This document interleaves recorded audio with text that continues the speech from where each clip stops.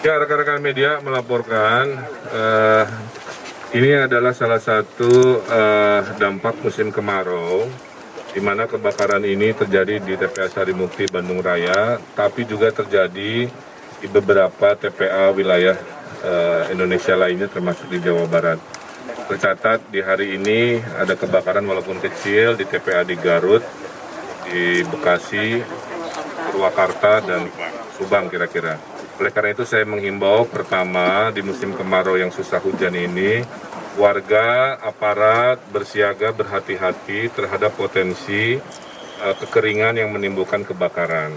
Kedua, untuk Dinas Pemadam Kebakaran juga ini adalah saatnya juga bersiaga setiap hari karena kemungkinan kebakaran ruang luar ini mungkin sedang mengemuka. Nah, khusus Sarimukti per hari ini situasi lebih baik dari hari kemarin. Titik-titiknya sudah banyak yang berhasil dipadamkan, tapi ini masih berlangsung di beberapa titik lainnya. Pemadam kebakaran bertugas 12 truk dari seluruh wilayah Jawa Barat dalam koordinasi Asosiasi Pemadam Kebakaran Jawa Barat, di mana airnya sudah dicampur oleh cairan kimiawi sumbangan dari Kodam 3 Siliwangi yang bisa mengurangi potensi masuknya oksigen ke gas metan, karena kita tahu tumpukan sampah ini ada gas metan yang panas dan menimbulkan potensi kebakaran kalau ada oksigen. Nah, jadi airnya bukan air H2O biasa, tapi sudah tercampur sesuatu yang sangat istimewa. Yang kedua, karena visual kita terbatas, maka kita diperbantukan melalui drone yang biasa dipergunakan menyiram pupuk cair. Sekarang kita gunakan untuk menyiram cairan di mana manusia tidak bisa melewati titik kebakaran, cukup kita monitor dari layar drone. Saya aturkan juga terima kasih atas inovasi-inovasinya. Yang kedua, untuk persampahan, saya minta warga mengurangi sampah dari sekarang dan harus jadikan kebiasaan, jangan menunggu kedaruratan. Mengurangi dan mengelola sampah secara mandiri itu lebih baik, karena kita tahu tidak semuanya sistem lingkungan sanggup menanggulangi apa yang menjadi produksi sampah masyarakat di kota dan kabupaten. Nah, berita baiknya kami sudah membuka tempat pembuangan sampah sementara masih di zonasi Sarimukti, tapi butuh waktu 2 hari untuk membuka akses truknya. Jadi selama 2 hari kepada kota kabupaten terdampak mohon menyesuaikan sambil paling cepat Minggu, paling telat Senin pagi sudah bisa membuang sampah secara normal, dan berharap Minggu atau Senin 100% penanggulangan sampahnya sudah beres. Yang ketiga, warga banyak yang terdampak, terbagi 2. Terdampak tidak bisa bekerja karena mengandalkan ekonomi Sarimukti. Kemudian ada warga yang tetap bisa bekerja, hanya kesehatannya terdampak. Ada 200-an tadi terdaftar jadi pasien, mayoritas ISPA, penyakit pernapasan, yang dibantu oleh Puskesmas Sarimukti dan juga posko kesehatan Polda dan TNI. Nah, kita akan memberikan bantuan berupa sembako kepada mayoritas dari warga yang terdampak dan kebutuhan-kebutuhan lainnya. Dapur umum juga untuk hampir 500-an warga terdampak dan relawan sudah kita siapkan hari ini. Insya Allah semua akan baik-baik saja, asalkan seluruh warga mendoakan dan bekerja sama dan mewaspadai, karena musim kemarau akan masih berlangsung sampai Oktober.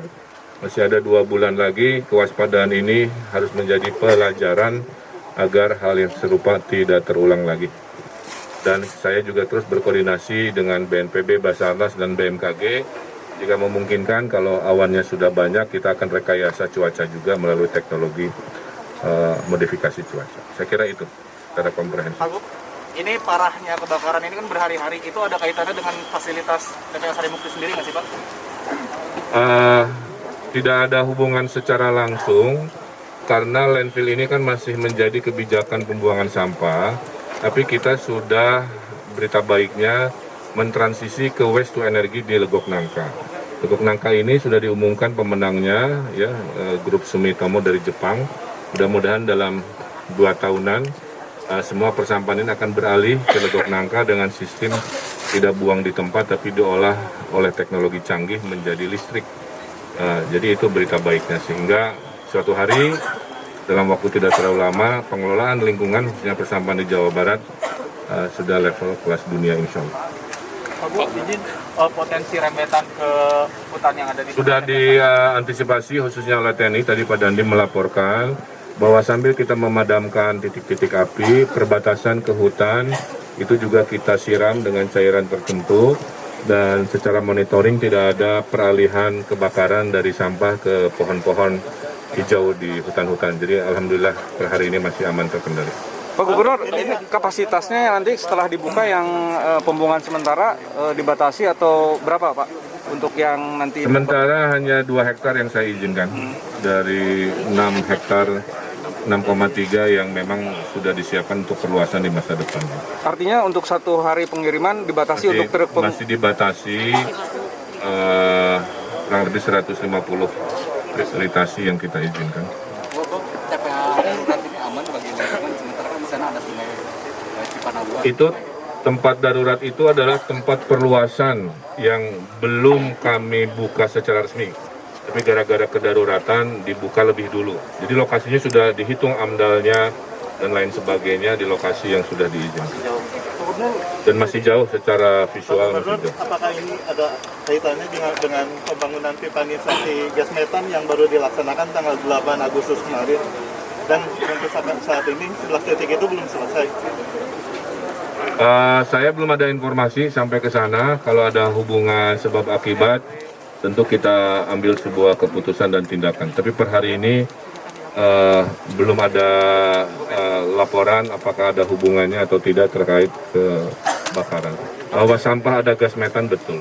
Artinya penyebab masih dari puntung rokok berarti Pak Bu? Per hari ini kita belum 100% meyakini, tapi dari laporan di awal hari kelihatannya ada insiden itu ya. Tapi secara ilmiahnya kami butuh waktu untuk membuktikan.